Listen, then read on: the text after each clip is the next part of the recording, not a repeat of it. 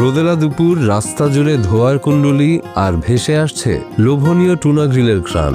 চারপাশে মানুষের কোলাহল, মুখে খুশির ঝিলিক। মনে হচ্ছে যেন গোটা শহরটাই এক বিশাল খোলা রান্নাঘরে পরিণত হয়েছে। এটাই ফিলিপাইনের জেনারেল সান্তোস সিটির সবচেয়ে বড় আয়োজন, টুনা ফেস্টিভ্যাল। দেশের দক্ষিণাঞ্চলের এ শহরকে বলা হয় ফিলিপাইনের টুনা রাজধানী। এখানে প্রতিদিন হাজার হাজার টন টুনা ভিড়ে আসে বন্দরে, আর সেই টুনাকে ঘিরেই প্রতি বছর আয়োজন করা হয় কৃতজ্ঞতার উৎসব। ভোরবেলা থেকেই দেখা যায় জেলেরা তাদের নৌকা থেকে বিশাল টুনা নামাচ্ছেন, বাজারে নিয়ে যাচ্ছেন, ওজন হচ্ছে, তারপর সেগুলো সরাসরি চলে যাচ্ছে উৎসবের রঙিন স্টলগুলোতে। কিছুক্ষণের মধ্যেই রাস্তা জুড়ে গ্রিলের আগুনে ছটফট করছে মাছ, আর সেই সুগন্ধে জমে উঠছে উৎসব। জেনসানের মানুষ টুনার ওপর নির্ভর করেই বাঁচে।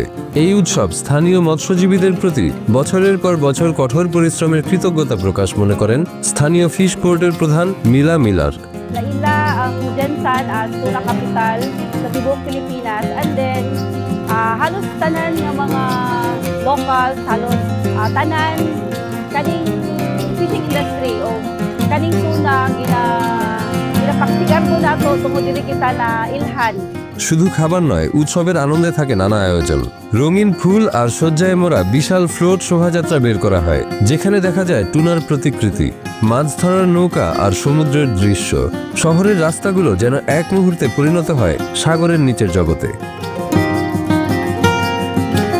সবচেয়ে রোমাঞ্চকর অংশ থাকে টুনা অলিম্পিক্স, যেখানে প্রতিযোগীরা অংশ নেন অভিনব খেলায়। কে সবচেয়ে দ্রুত টুনা পরিষ্কার করতে পারে, কে সবচেয়ে বড় টুনা কাঁধে তুলতে পারে। দর্শকরা হাততালি আর উল্লাসে ভরিয়ে দেন পুরো অনুষ্ঠান।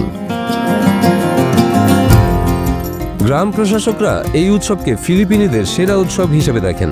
একসঙ্গে খাবার ভাগাভাগি, আনন্দ ভাগাভাগি আর অতিথিদের সঙ্গে মিলেমিশে উদযাপন করাই এর সৌন্দর্য।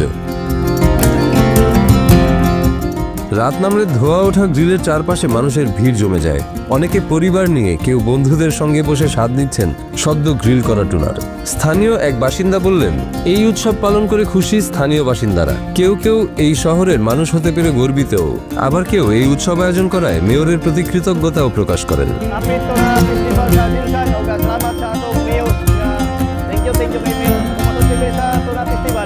আগস্টের 25 তারিখ থেকে শুরু হওয়া এই উৎসব চলে সেপ্টেম্বরের 6 তারিখ পর্যন্ত।